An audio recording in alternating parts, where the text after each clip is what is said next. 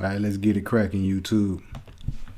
What's good, world? It's your boy Mastermind Man, and this is the April 2022 weekday drop, man. Listen, I got a short show for y'all, man, but it's real exciting. We're gonna jump right into it. Before we jump into it, be sure to follow your boy Master23Mind everywhere, and Mastermind RGTV on YouTube, and the podcast on all platforms. Real Gamer, remember that, baby. Look, man, we're gonna lock right into it, man. First of all, PlayStation is doing some exciting things.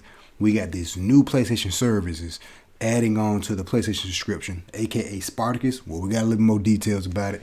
That's competing up against Xbox Game Pass. Now, listen, this is great for all gamers. So we're gonna, I'm gonna show you the comparison. Why is it great for all gamers? Then we're gonna be talking about there's no more E3. We're gonna be jumping to a bunch of stuff with the crypto. It's what Snoop got going on in gaming and crypto tied into gaming and NFTs all at the same time.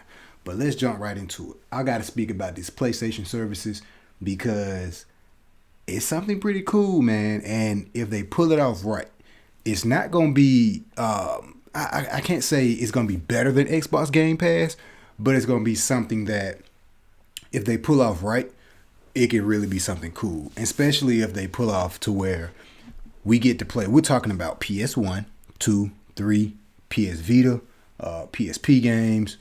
All you get to play on your PS5 console, and even on on the go on your mobile phone or whatnot, playing these classic games. I think it's gonna be really cool. Now I got a screen up from IGN, kind of show a little bit of comparisons and whatnot.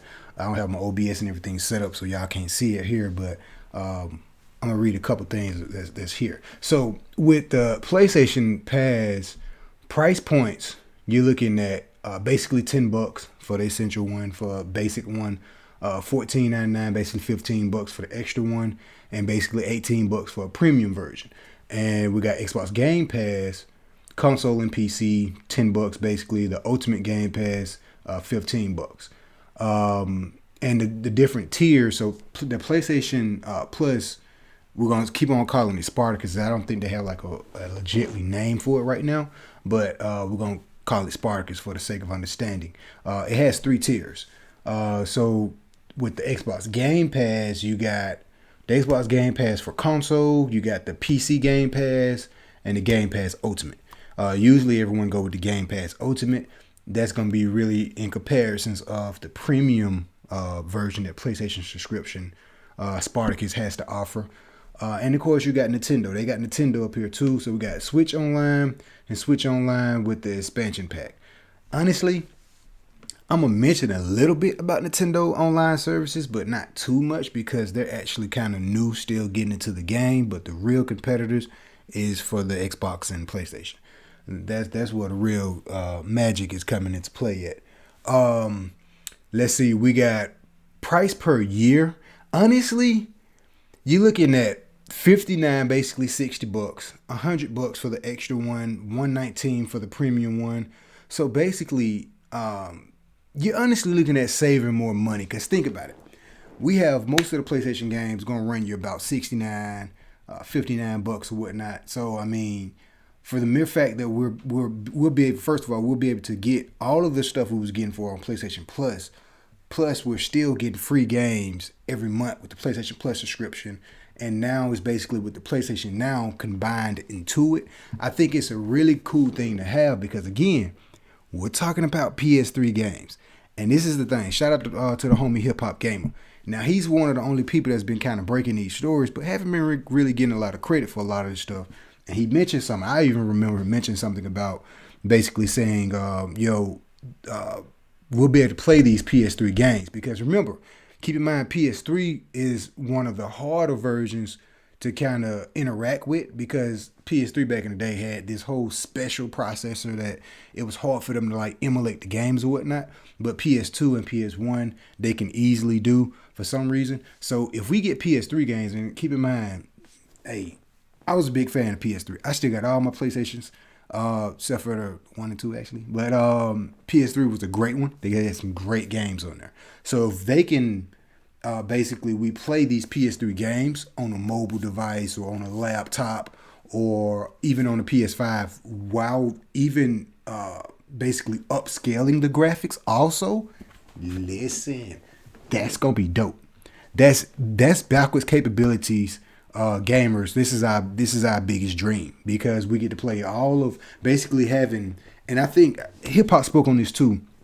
The overall goal for PlayStation is to have the entire PlayStation ecosystem all together, and you'll be able to play all your favorite PlayStation games from 1, 2, 3, Vita, the whole PlayStation ecosystem into play, and you're paying for these services to basically play all these classic games on the cloud. Now, this is the only part I got a little bit of problem with because I have most of these games on disc already. Back in the day, we didn't really have a lot of digital stuff come into play. Now, later on in this episode, how I'm gonna speak about NFTs and crypto tied into gaming, we're gonna tie back to that. Remember, a lot of this stuff nowadays, people buying their games digital, in-game purchases and all that. But for the people that have the disc version, marketing and business is coming to play. For PS5, people that have PS5 disc version, I'm not really sure how that's gonna really work out. But technically, the power is in that box. Everyone that know that jailbreak their PlayStations or Nintendos or whatever else, y'all know what's up. You know that box has the capability to play these PS2, PS3 games with the disc. Now, that's if you go behind the lines, but if you do that, you won't be able to play your PlayStation online or even do all the cool stuff and new updates and all that. But by the mere fact, I think I spoke on this podcast a long time ago. I was like, when I first got my PS5, I put a PS3 game in and it started spinning like it was trying to read it. Okay, maybe there's hope that we could be able to play our old PlayStation games with the disc. Now, if they have some type of way to where when the services come out, because it's basically PlayStation Now and PlayStation Plus basically merging together with more new features. So if it's somehow to where everyone that still has their old disc be able to play also, if you pay for these services, that'll be okay. That'll be a much better, because think about it. If you already got it on disc and you see a digital copy and you have to pay for it for a cheaper price if you own the services and whatnot, then you'll probably still end up doing it, but you still feel some kind of way because you got the disc right here. Like, why pay extra and I got it right here, But I'm still overall satisfied and happy because of the mere fact that you're typically kind of paying a little bit less if you go with this versus, like I said, with all of these games end up coming out to be $79, $80, $60 or whatnot, and you're looking at $120 for a premium just per year. That's a little bit more cheaper because by the time you pay for 3 or 4 games, you're looking at more than $120. So you're still getting your monthly downloadable games. Right here they say access to older games, PS1, 2, 3, pretty much what I just said. Depending on the tier, that's the thing. Depending on if you're on the extra one or the premium one or whatnot. So I'm pretty sure the premium that's probably gonna be the one you really want to go with, the premium. And because it's gonna have all the shebang. Now, game trailers, that's another one. Now, a lot of this stuff, see, hip hop spoke on a lot of this stuff too, but see, I also spoke on a lot of this stuff too, even before, you know what I'm saying? So I was like, we used to have game trailers back in the day. They need to bring that back. Now, by hip hop having a little bit more footprint in the industry, he probably spoke on around these guys and they was like, you know what? That's actually a good idea. Let's go ahead and start implementing stuff into play. I'm glad he's where he at because we need that. Game trailers and backwards capability, we need all of this stuff. Because what Xbox Game Pass is doing, listen, that's groundbreaking. And that's really dope. For the mere fact you get to play all these cool Xbox games, Halo or whatever, on your PC and other consoles, on other devices or whatnot. Now even on the PC Steam Deck, listen, man, that's game changing and it's still pretty dope. So we need game trailers. And for a mere fact, Xbox Game Pass, they have little game trailers and whatnot. Even with the Switch Online, I'm looking at how IGN got it broke down. They got game trailers for NES, Super NES games, N64, Sega games. So basically some of the games. I guess not all of the games. I'm looking at the wrong thing. Access to older games, my bad. But they still have game trailers, game trials. EA Play games, yep. So, and even EA got a little deal with Xbox. So for PlayStation to come out, rocking with this new Spartacus pack or whatnot, we need something. We got cloud saves. That's something that, you know what I'm saying, they kind of really been doing. Exclusive discounts. That's something that they kind of already been doing. But that's just a little rundown of it. There's no family plan. Keep that in mind. Now, spinning to the next topic of the show, what I want to speak about is Xbox Game Pass is talking about adding on a family plan. I see IGN list right now has it in the family plan. They got no by it, but they're actually talking about adding on a family pass, which will allow five people with the pass to participate. You got 5 Xboxes or whatnot, different devices, whatnot. It's family pass, pretty cool. Now, will PlayStation have something like that going down the road or later in the year? Possibly. So I would say honestly, let me see, 2020. By 2023, they should have, like I said, the overall picture is to have all of these PlayStation games in an ecosystem to where we can be able to access.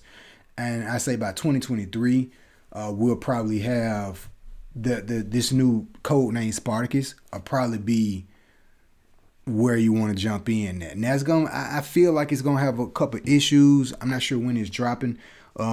Probably October, maybe summer. Doing, you know what I'm saying, this summer or October sometime maybe. But I mean, it's not gonna be up to par and what I think it's gonna be like until maybe next year.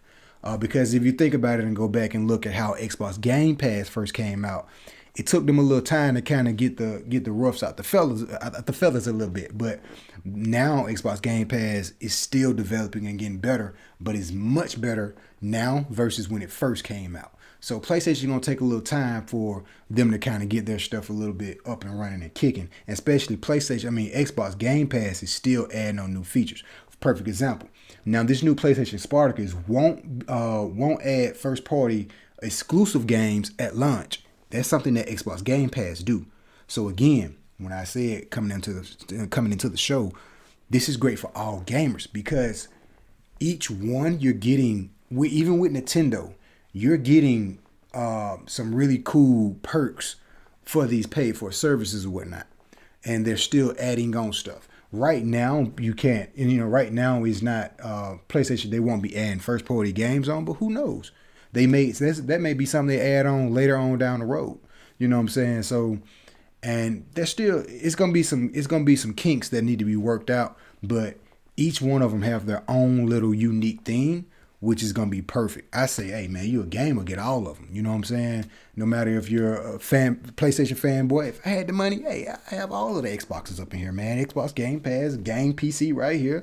Give me the max out Nintendo. I would love to go back and play some Super Nintendo stuff and N64. N64 was one of my favorite consoles. Never owned an Xbox, but I love Halo. So it's something that's great for all gamers, and I feel like, you know what I'm saying, even if we don't own the console, Xbox Game Pass would be perfect. And even with the PlayStation services that Spartacus is about to drop, it's going to be perfect for those that missed out on the golden era, for the newer generation, that missed out on the golden era of games like PS2, you know what I'm saying, the PS3 days and even the PSP days. This is a perfect time for, and check this, what was the number one selling console back in the day? PS2. PS2 sold more than pretty much any console. It may still actually hold the flag for the highest selling console, if I'm not mistaken. But when you're re-bringing this stuff back to life with a new spin on it, kind of like Xbox Game Pass, because PlayStation still has a good friendly ecosystem back in the past that we would love to bring to the now new gamers. So I think it's gonna be pretty dope that we got this. It's a great day in gaming, man. That's all I can say. Let's jump right into this E3 news. So there will be no more E3. I was hoping that we'll probably, I was hoping to see E3 this year because I really wanted to go to E3. You know what I'm saying? But no more E3. But something to keep your eyes on is I got it wrote down here on the board. It's the Summer Game Fest. Now remember last year, so we got the Gaming Awards.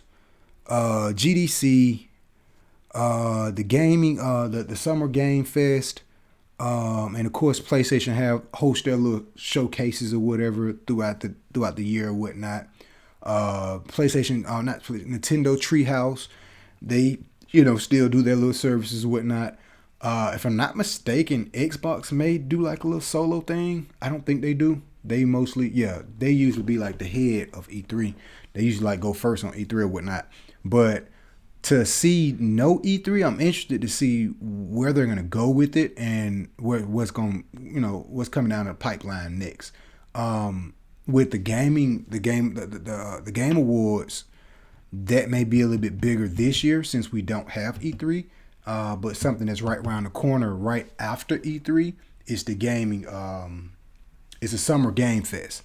So what I think is gonna happen is all of the world premieres and all of the stuff that a lot of the studios get together and do that they used to do for E3, they're gonna bring all of that content to the summer game fest. So that's why I say it's gonna be important to keep your eyes on the summer game fest.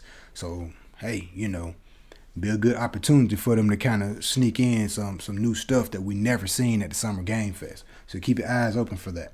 Now I want to get into a bunch of crypto and a bunch of stuff that's tied into gaming also.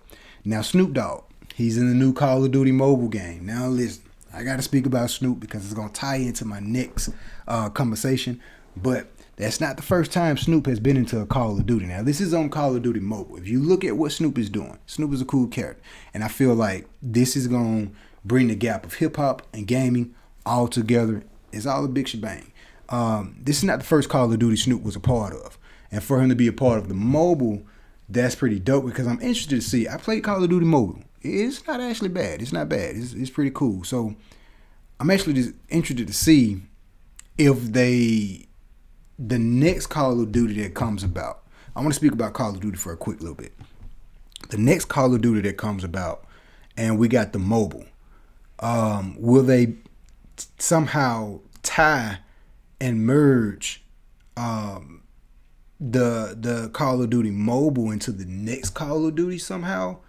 And with all your stuff you purchase on the mobile devices or in-game purchase stuff on the mobile Call of Duty mobile, that'll be pretty interesting for them to kind of bridge the gap and synchronize these two games, kind of how they did. And I know it's possible because think about it, especially if it's like the same game mode. Let me give you a quick example. Something like Warzone. How when you Cold War, or even the Modern Warfare before Cold War, we had right there on the single screen, we got multiplayer, story mode, and Warzone or whatnot. They're able to basically give you a bridge of all of the Call of Duties and you kind of choose to where you want to go with it. Now with the new Call of Duty, if they find some kind of way to bridge it in with the mobile Call of Duty, I really think this would be a really great idea. Mere fact I say that is because we're always on our mobile devices, for one. Two, with the fact that NFTs and crypto and in-game purchases and stuff like that is picking up now in the industry. For something on the mobile device, we're already spending a lot of money in this game, and then to bring it to the console world to where you can play against mobile people or trade with the mobile people, I think that'd be a really great idea. And for them to add Snoop into it, that's perfect. You know what I'm saying? Like I said, this is not the first Call of Duty that Snoop has been a part of. He was actually on Call of Duty Ghosts back in the day, so that'd be pretty dope to see them bring more hip-hop artists into the game, but also merging the mobile and the console world of the same genre of game together. I think that'd be a really great idea. I'm not sure how it's going to be done, but it can be done, and I hope for something like that to be done in the future. Now, Snoop Dogg is also cutting a deal with Cardano. Speaking of Cardano is is something that's another crypto that's popping off. Now, they've now just entered the metaverse and the NFT land a little bit late. I'll actually come back with another video, probably diving deep into a lot of this stuff, explaining a lot of this stuff, because believe it or not, outside of the podcast, off air, I kind of do this stuff. That's why I don't be in here doing so many podcasts, because I'm stuck in crypto world all day, man, and studying crypto and doing a lot of stuff. So, I'll probably come in and do a breakdown video. But for the mere fact, Snoop cutting a deal with Cardano, coming to the Cardano line, that's going to be dope. Cardano is now getting into NFTs and the metaverse and things of that nature. And the co-founder of Twitch, working with Solana to bring out, games running on the Solana chain. That's another thing because now we're getting into, hey, I was right all along. Remember all those times we used to tell our parents, hey, you playing these games, you're not going to get paid for them, or this, that, this, that. People just talk bad about gamers and all that. Hey, man, look, man, we now are about to be in control and get paid for playing these amazing games. So pay to play is going to be something that's going to be spectacular. And something else, gaming on the blockchain, period. Shout out to Hip Hop again because he went into details and spoke about how in the future on the PlayStation we're going to be able to basically a digital, think of it like a digital GameStop. We buying these items in these games and we'll be able to buy and trade these items with our peers or whatnot, and we basically get paid to play these games to where instead of you buying the game, we're now investing in the game and we're getting something out of it. It's now looked at more as an investment versus we just spending our money with the game and it's done. Not quite so much in the future. It's going to be a little bit different. And moving on the blockchain with Snoop going into the Cardona deal, being a part of Call of Duty, and you know what I'm saying. I think all this stuff is going to play a really nice, perfect storm in the future and years to come. Speaking about NFTs in gaming, we got a zombie game that's built on the blockchain to where people getting paid for it, and you can use your console joystick. My biggest thing with PC games and a lot of this stuff I had questions about was like, yo, what about for all the people that own a console? And you know what I'm saying, we're gonna need a controller to play with. You can play with your controller. That's a oh, for real? Let's go. So that's perfect. So I'm happy to see that, man. And for a lot of these chains to be to go directly to gaming, like I said, the co-founder of Twitch working with Solana on building a gaming services or whatnot. Or think about it. What if they rebuild Twitch? And we're talking about the co-founder of Twitch. What if they rebuild Twitch? It's going to be some cool stuff. But what if we get like a streaming platform similar to Twitch running on one of these blockchains? Because there's already a YouTube, a blockchain YouTube version already out. What if we get a blockchain Twitch version? And, now that I think about it, previous podcast I spoke about GTA. How they got the GTA premium services and different things in the GTA Online.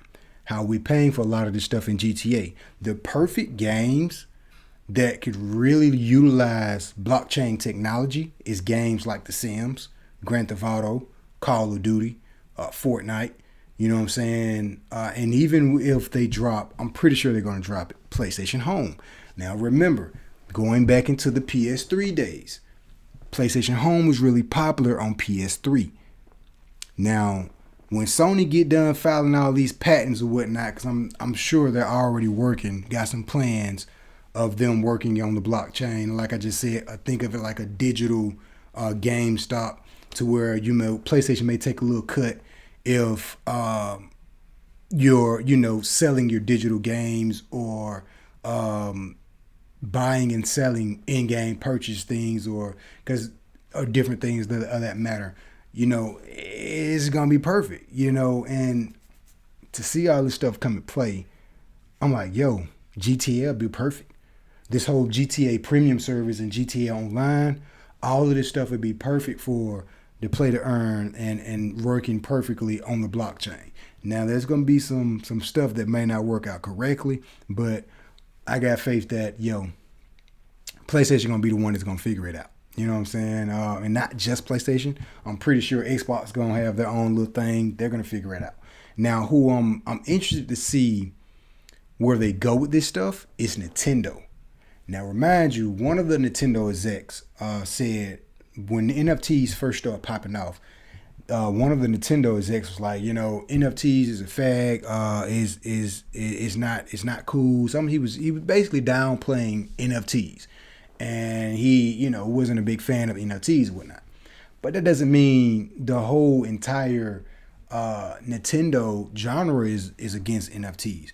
Now, Nintendo has always been good at innovating and really creating new things in gaming, in the gaming space. what if the next Nintendo console be ready to operate on the blockchain and, you know what I'm saying, kind of maneuver in the next level of innovation? I don't know, keep your eye on Nintendo because they may do something special. I doubt it, and the reason I doubt it a little bit is because they're just now catching up with online. Their chat still not that good. They still don't have a power console, so that's why you see them branching out, getting into mobile, getting teaming up with Apple, kind of third partying their way out, kind of like Sega did. So at this point, the two juggernauts in the room, it still holds the flag, is PlayStation and Xbox. I can easily see these guys really specializing in getting the blockchain technology together, especially because they already got the power, they already got online features already together. More gamers are buying in-game content on these two platforms versus if you was to put it up, who buys more in-game content? Now, these things might not be facts, but this is just my theory. Who buys more in-game content? Nintendo versus Xbox and PlayStation. It's going to be PlayStation and Xbox hands down. You know what I'm saying? More people play Call of Duty and Fortnite, GTA on Xbox and PlayStation platforms versus Nintendo. So, you know what I'm saying? But Nintendo has always been good at creating very good innovation tech.